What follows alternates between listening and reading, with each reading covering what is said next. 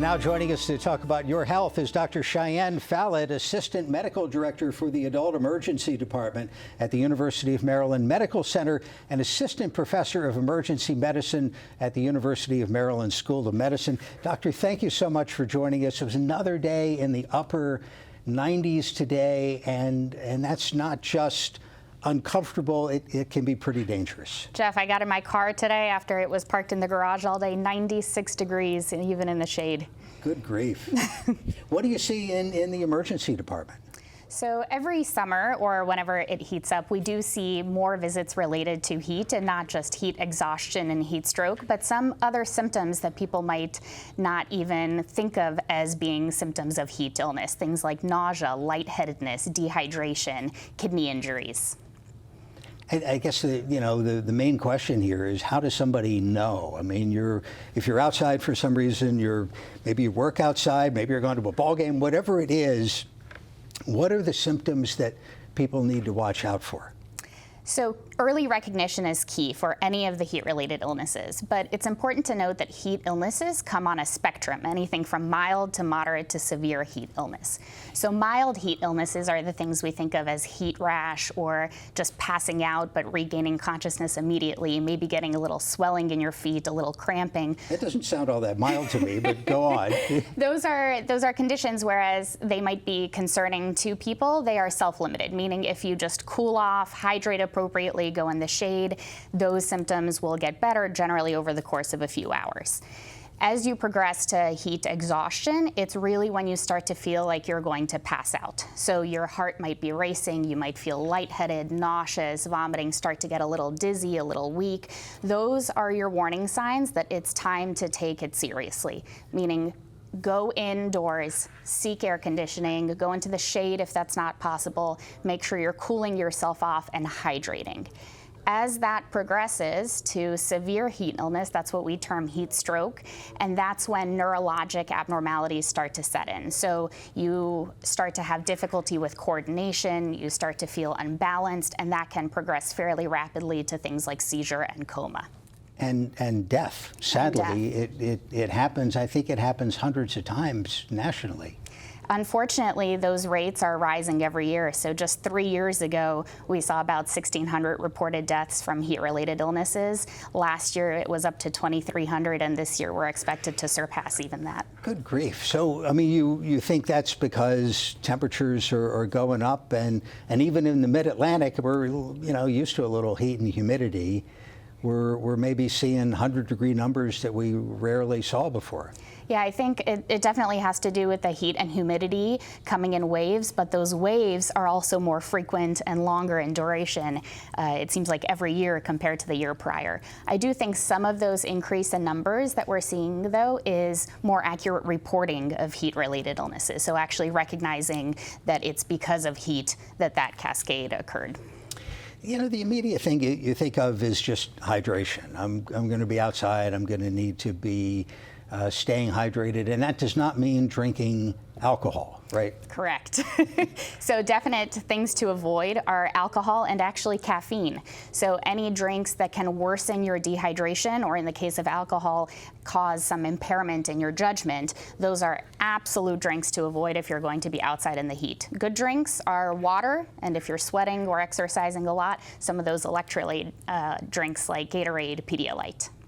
When are they indicated? I mean, if somebody's going to be working outside, should they automatically think of that, or stick with water until you have a problem? So generally when we sweat a lot, that's when we lose salt in our body sweat, as well as the amount of water that we're losing. So if you're sweating a lot, or if you're outside for a long time, it's probably a good idea to alternate those electrolyte solutions with water. But if you're just out kind of walking to your car or outside for a few minutes and you just feel hot, water is perfectly fine. It's been a few years now since the tragic death of a football player at the University of Maryland during a practice on a hot day. I know you've studied that case because when you teach medical students, it's one of the things you talk about. What went wrong there? So there were a few things that that kind of caused ultimately or contributed to the bad outcome. One was, I think, that there was some difficulty in recognition that those symptoms were progressing from heat illness to heat exhaustion and heat stroke. And another thing was that there were insufficient cooling mechanisms set up at the time. So one of the mainstays of heat stroke is early recognition of symptoms and then early treatment of symptoms. So at each of those steps, there was a lot of room for improvement. And lessons have been learned, and across football, fortunately. I mean, I think the whole industry, the whole NCAA football world learned from that. What would you want to see at the local high school when they start summer practice? Maybe they don't have all the bells and whistles. What do they need to keep an eye on? So any symptoms that people report, those symptoms that I mentioned earlier, so if they start feeling nauseous, dizzy, weak, learning to recognize those symptoms and knowing that they're not just because you're getting tired in practice, but they might be signifying something much more dangerous, such as heat stroke, and then acting upon that. So out in the field or in the pre-hospital setting, or even once you get to the hospital, the quickest way to cool people is dunking them in an ice bath. So having just bins set up, and if you don't have bins and you're at a soccer practice or something, getting a tarp and just loading a cooler of ice water on there, putting the person on there as well, and letting them cool off that way. Wow, I mean, that sounds drastic. I mean, I was thinking, there used to be something about just holding your wrists because there's a lot of blood vessels under cold water. I mean, this is that times 100. Yeah, so that's really once you progress into those more serious symptoms, such as those neurologic abnormalities like the dizziness or lack of coordination. While you're still in that less severe stage, that's perfectly fine. Ice packs to the underneath the armpits, to the back of the neck, those areas that see a lot of blood flow can help cool you quite quickly. And also a mist with a fan. One of the main ways that our body cools itself is by something called convection, and that's the loss of heat to moving liquid or air around you. So if you can get misted and then direct a fan at you, that will help cool you down tremendously. Even those little handheld fans that you see in all the kids in Disney World. The other thing you see on football sidelines on a hot day is a fan with some sort of mister in it. I've seen that at the Chick-fil-A drive-thru. They have kids unfortunately standing out there right. Taking orders, and they're blowing a cool mist. Yeah, there's a reason for that. Yeah. So, well, how does it work? I mean, it's the air moving, and the cool mist is transferring some heat. Mm-hmm. Yep. You're essentially transferring heat from your body to that mist. That mist helps serve essentially the same function that sweat does. So as that mist or your sweat evaporates, it takes that heat away from your body with it. And simply angling a fan at the person can help that mist evaporate quicker. I wonder if it's different from an emergency medicine standpoint. If you're at a rural hospital, out in an area of farmland versus an urban setting, where you have these they call them heat islands, right? And in a city where you have the sun shining down on buildings and asphalt and not many trees, not much grass. I wonder if it's noticeably different from a medical standpoint. Well, you explained it pretty well why urban settings are more predisposed to causing a lot of heat illness. And it's not just the fact that there's a lot of concrete and asphalt, like you mentioned, that absorb heat and radiate it back out, but there's also a greater proportion of the population generally that has some psychiatric and socioeconomic barriers to getting cool and to recognizing those symptoms. From a recognition perspective, though, emergency medicine physicians and nurses should be trained across the country, no matter what setting you're in, to recognize those symptoms. And whether you're presenting from heat exhaustion on a farm or heat exhaustion on a Baltimore City street, it should be treated the same way. Urban environment with pollution might have more asthma. I mean, is that relevant to heat issues?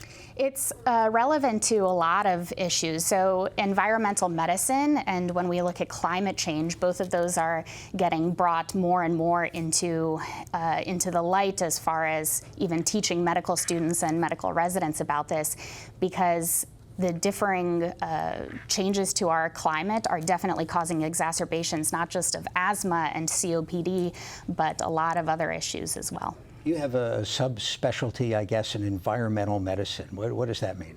So my niche is in wilderness and environmental medicine, and a lot of other medicine focuses on the extremes that happen within our human body, so things like heart attacks and strokes. What we like to look at are what happens to the body when we push nature's extreme. So things like drownings, high altitude illness, heat stroke, frostbite and hypothermia, and even things like animal envenomations and space flight medicine. So everything the world has to offer and beyond. Not seeing too many snake venom issues in the urban environment, I'm hoping. Thankfully. I guess occasionally. Well, the other stuff when it comes to heat, we've talked about some of the terms: heat exhaustion, heat stroke, heat rash. There's kind of a continuum there. Yes, yeah. So like we were talking about earlier, so we separate heat illness into mild, moderate, and severe. Mild ones are the ones that are more self-limited over the course of a few hours. So the 4 terms that you'll hear are heat rash, heat syncope, which is just when you pass out and regain consciousness immediately, heat edema, which is just how your lower legs are kind of swollen when it's hot outside, and then heat cramps, which are just painful contractions of your skeletal muscles, generally after you cool down from exertion. Moderate heat illness is, again, that heat exhaustion. So it's when it starts to have a more systemic effect on your body and you feel like you're going to pass out. And then heat stroke is when those neurologic abnormalities set in, and that's the most severe form of heat illness. Does sunscreen do anything to help? I mean, obviously it'll help with a sunburn, but on a hot day, in terms of keeping one's body temperature normal? So sunscreen doesn't really affect your body temperature. It's definitely important because it can prevent future complications like melanoma and skin cancer. But other things that we do to protect ourselves against the sun, such as wearing cool, loose-fitting clothing that is light in color, can definitely help compared to someone who wears like a tight, dark-colored shirt. What if you're in a job, police officer, where you've got to wear, dark colored, you may have a vest on, and you may have a situation where you got to be out there for a while. What's your best advice? And it's not just police, it's construction workers that we oftentimes see on roads, firefighters.